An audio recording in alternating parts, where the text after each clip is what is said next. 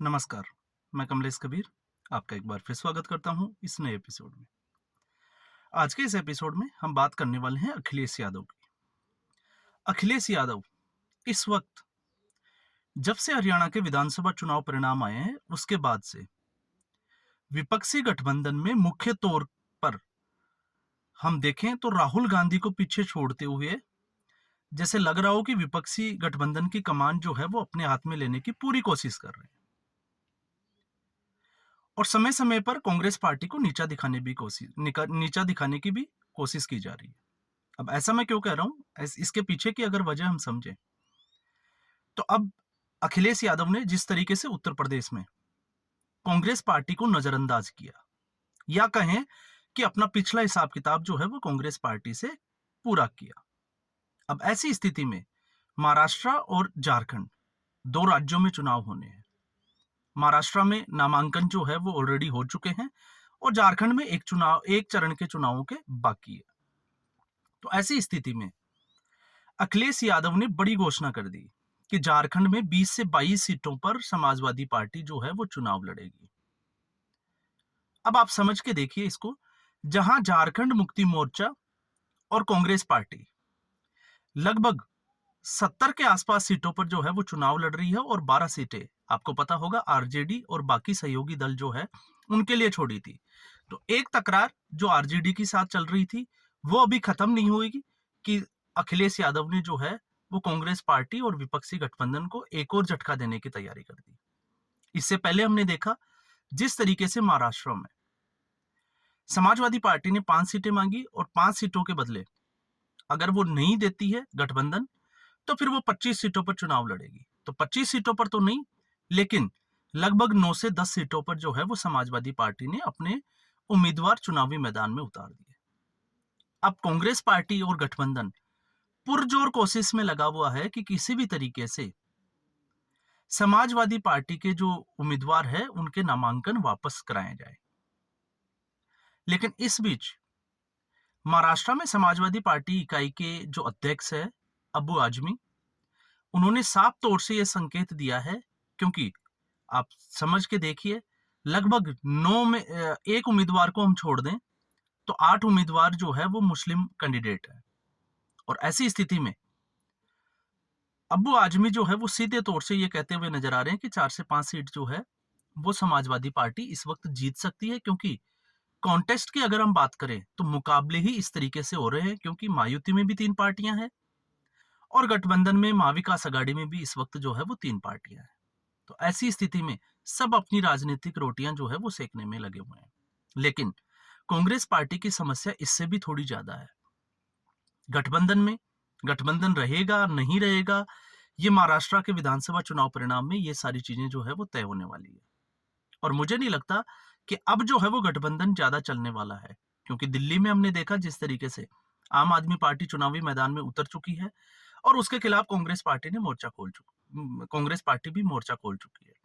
और ऐसी स्थिति जो है वो इस वक्त जिस तरीके की खींचतान मची हुई है, लेकिन इसमें एक दिलचस्प बात जो है, जब से हरियाणा के विधानसभा चुनाव हुए हैं या हम कहें कि लोकसभा चुनाव में उत्तर प्रदेश में जिस तरीके से समाजवादी पार्टी की सीटें बढ़ी और उसके बाद में सारे विपक्ष की जो पार्टियां हैं वो सिर्फ और सिर्फ मुस्लिम वोट के पीछे भागती हुई नजर आ रही है और समाजवादी पार्टी उसमें जो है वो 2 कदम आगे दिखाई दे रही है। क्योंकि समाजवादी पार्टी जो बहुजन समाज पार्टी से जो वोट बैंक मुस्लिम वोट और दलित वोट जो बसपा के हाथ से निकला, उसको अपने साथ जोड़ने में कितना कामयाब हो जाएगी, बस ये सारी जो है वो अखिलेश यादव रणनीति बनाए बैठे हैं। अब ऐसी स्थिति में मुस्लिम मतदाता किसके साथ जाएगा? क्योंकि योगी आदित्यनाथ ने बटोगे तो कटोगे ये वाला जब नारा दिया तो उसके जवाब में अखिलेश यादव ने जुड़ेंगे तो जीतेंगे का नारा दिया। अब वो किसको जोड़ना चाहते हैं वो आप लोग समझ जाओ, क्योंकि ये सारी बातें जो है वो ओपनली अभी चल रही है। लेकिन मुस्लिम वोट क्या कांग्रेस पार्टी को छोड़कर समाजवादी पार्टी के साथ जा सकता है? तो उसकी पूरी संभावनाएं भी हैं। और वो क्यों है? अगर हम इस गणित को समझें तो मुस्लिम मतदाता जो है वो उसको मतलब नहीं कि कांग्रेस पार्टी को वोट देना है या समाजवादी पार्टी को वोट देना है। मुस्लिम मतदाता को मतलब है कि कौन-सा उम्मीदवार जो है वो भारतीय जनता पार्टी को चुनाव हरा सकता है। इसलिए वो किसी के भी साथ जाने के लिए जो है वो तैयार है। और यही एक वजह है कि अखिलेश यादव को पता है कि ऐसी स्थिति में इस पूरी संभावनाओं में जो है वो उसको लाभ हो सकता है। क्योंकि महाराष्ट्र में महाविकास आघाड़ी का पेच जिस तरीके से फंसा सीट शेयरिंग में, वो सबके सामने है। तो ऐसी स्थिति में समाजवादी पार्टी जो है वो कहाँ पीछे रहने वाली है। और अगर वो झारखंड में भी अपनी ताल ठोकती है तो फिर इसमें बुरा भी नहीं है, क्योंकि राजनीति जो है वो खेल ही इसी तरीके का है। जहाँ पे मौका हाथ में मिलता है, अगर उस मौके को छोड़ दिया तो दोबारा वैसा मौका जो है वो कभी हाथ आता ही नहीं है। तो ये स्थिति जो है वो अब गठबंधन की बनी हुई है। और गठबंधन कितने दिन चलेगा, क्योंकि अब जो है वो जो आहट जो दिखाई दे रही है, क्योंकि लोकसभा चुनाव के परिणाम से एक बार लगा था कि गठबंधन जो है वो कुछ कदम जो है वो आगे बढ़ा है और ये आगे तक जो है वो लड़ाई जारी रखेगा। लेकिन विधानसभा चुनाव में जहां क्षेत्रीय दलों का वर्चस्व की बात आती है, फिर यह गठबंधन जो है वो डगमगाने लगता है। और इसी वजह से ये जो है वो पुख्ता तौर पे कहा जा सकता है कि अब जो है वो इस गठबंधन की गाड़ी या नैया जो है वो पार नहीं लगने वाली है। और अब सारी क्षेत्रीय दल जो है, क्योंकि इसमें अगर आप समझना चाहो और हम अगर इसको समझे और आकलन करके देखें तो आप खुद देखिए एक बार कि जो कांग्रेस पार्टी लोकसभा चुनाव जो है वो केंद्र के लिए होता है, तो ऐसी स्थिति में जो क्षेत्रीय दल है उनको कोई खतरा नजर नहीं आता।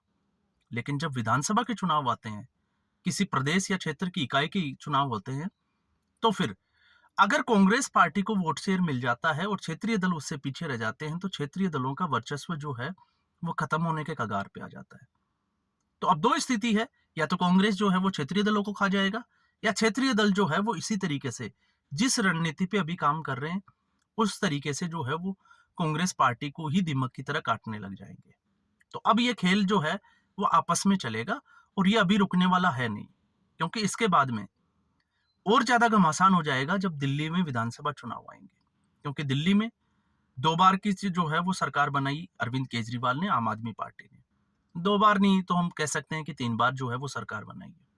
हालांकि पहली बार जो सरकार बनी वो 49 दिन की सरकार थी, लेकिन उसमें भी अगर आप समझोगे तो कांग्रेस पार्टी की जगह ली आम आदमी पार्टी ने। अब कांग्रेस पार्टी जो है वो सीधे तौर से चुनावी मैदान में है, तो भारतीय जनता पार्टी का वोट टूटेगा ये हम नहीं कह सकते। तो ऐसी स्थिति में वोट शेयर जो है वो कम होगा आम आदमी पार्टी का, अगर वो मतदाता जो है वो शिफ्ट होता है कांग्रेस पार्टी की तरफ।